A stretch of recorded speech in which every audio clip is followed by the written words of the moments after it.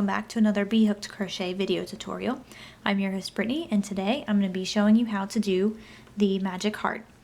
This is a free pattern that's available on my blog, and I'll leave a link to that pattern in the description below.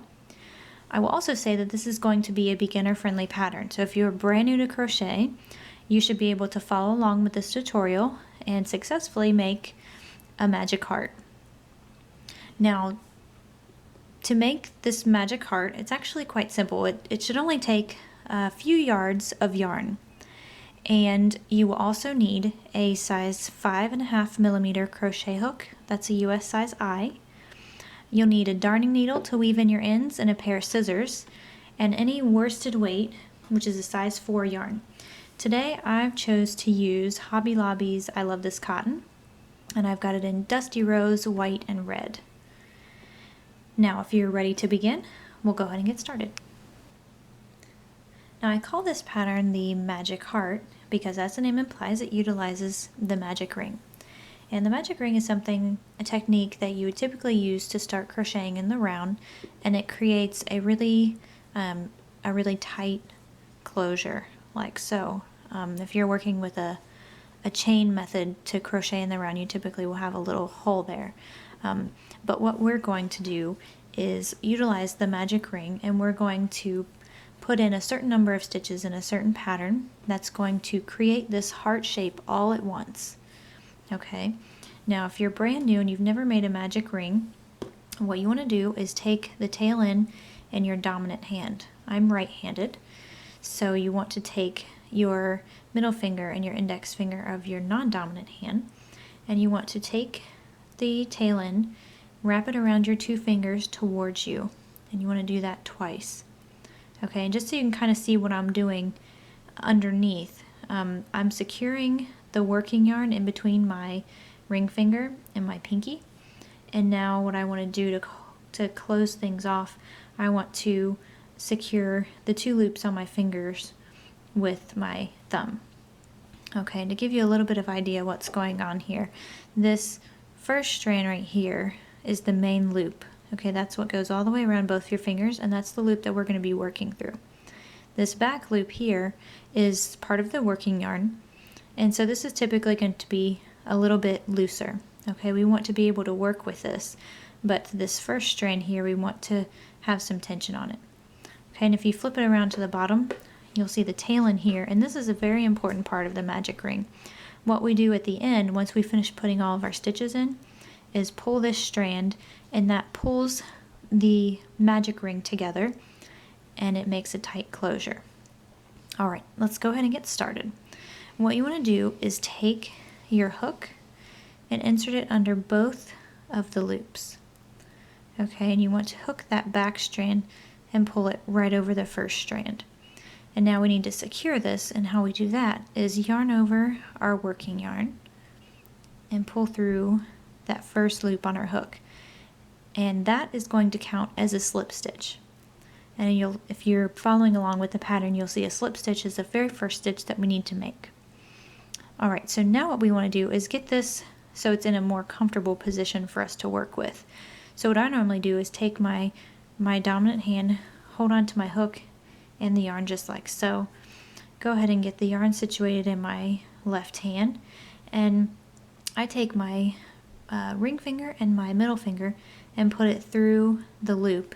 Let my tail fall down just like so. And now we're ready to begin. The first stitch we want to make is a double crochet. And to do that, what we need to do is yarn over, just like so. And we want to insert the hook underneath that loop. Okay, we want to go under both of those strands. Yarn over, pull up a loop. So now you've got 3 loops on your hook. We yarn over and pull through 2. And yarn over and pull through 2. That's a double crochet. Now the pattern says we need to add 5 treble crochets. To make a treble crochet, what you want to do is yarn over twice, just like so. Insert your hook into that loop, yarn over, and draw up a loop. So now we've got 4 loops on our hook. Yarn over, pull through 2, yarn over, pull through 2, and yarn over and pull through 2. And that's how we do a treble crochet. So we want to do that 4 more times. Just go ahead and crochet right along with me. Yarn over twice, pull up a loop, yarn over, pull through 2, yarn over, pull through 2, yarn over, and pull through 2. As you can see, I tend to guide my work with my thumb and my middle finger. It tends to get in the way of the camera, but it's how I maintain my tension as I'm working. So you can do whatever works best for you. That is 3 trebles. This is 4. And this is 5. Alright, now the pattern says that we need to have 4 double crochets. And we'll do a double crochet just like we did before.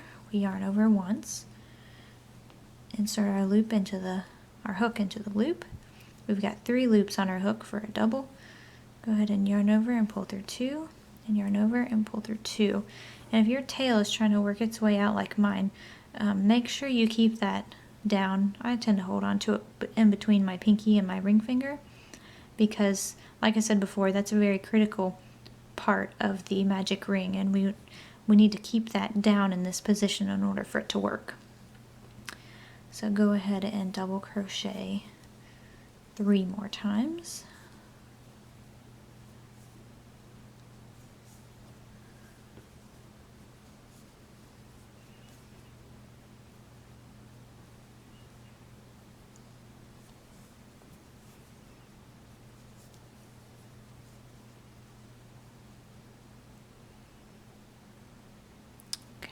One more to do. Okay, now essentially what we've done is work our way down one whole side. You can kind of see it taking shape. So the next thing we want to do is create the point at the bottom. And the way we do that is we make 2 chains. To make a chain, if you're brand new, go ahead and yarn over, pull through the loop on your hook. That's 1 chain. Yarn over, pull through the loop on your hook, and that's 2 chains. Okay, and now one thing you can see, if your tail is getting really short like mine, it's not going to be long enough for me to continue working over. If this hole's getting too big, just go ahead and pull on your tail just a little bit, and it'll make that loop a little bit smaller, and it'll give you more tail to work with there. Okay, so now what we're going to do is we're going to be working the same stitches but in reverse order. So we want to double crochet 4 times.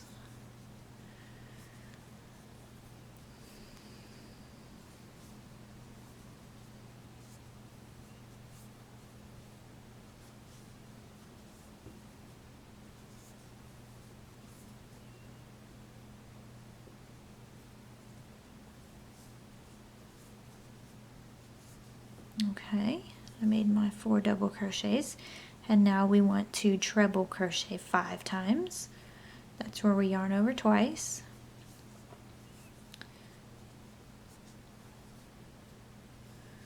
That's 1. This is 2. Oops. This is 3.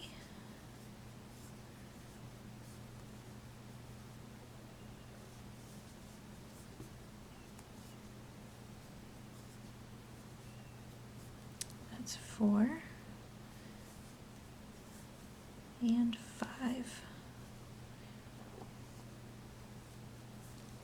Alright, now we just have a couple more stitches to go and we will be finished. Now what we want to do is put 1 double crochet. So yarn over once, go through that loop, double crochet, and now the last stitch we're going to make is a slip stitch. And to do that, what we want to do is put our hook under the loop, yarn over, and pull up a loop. So we've got 2 loops on our hook, and pull this front loop through the back loop. So just kind of turn your hook down and pull it straight on through. Okay, and now we are actually finished with all the stitches, and you can kind of see the shape that it's taking. Okay, but what we want to do, leave your hook on your work for right now, and you want to kind of turn this towards the back and find your tail. And now you just want to pull that tail. And sometimes you have to pull kind of hard. You don't want to break your yarn, but typically what I do is just hold on to it in my fingers like so, and just give it a nice tug. Okay, so you can see my loop is all closed up. You can go ahead and take your hook out, grab your scissors, and cut your loose strand, and then you can just go ahead and pull that strand right on through. Kind of pull that tight as well. That helps to pull the shape together. And as you can see, in less than 10 minutes, we have created the magic heart.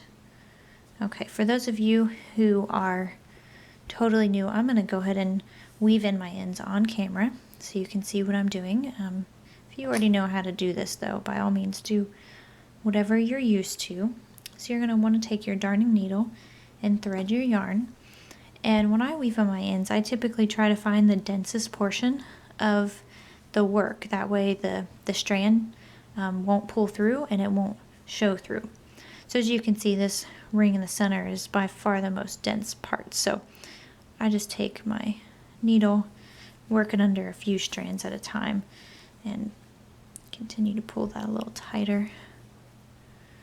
And you really don't have to weave this in too much, especially, it depends on what project you're making it for. If it's just an embellishment that's not going to get a whole lot of wear, you don't have to worry about weaving it in too much. Okay, when you're done, just go ahead and cut off your strand, and then we just have our one more end to work through.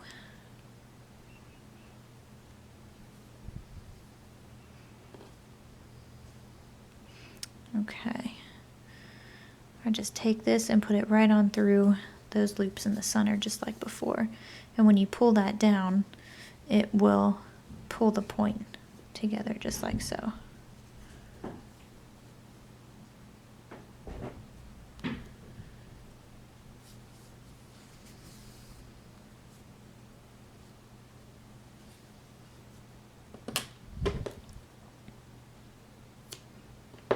Now go ahead and cut off your end, and you're all finished. You've made your magic heart, and it'll be perfect for the upcoming Valentine's Day.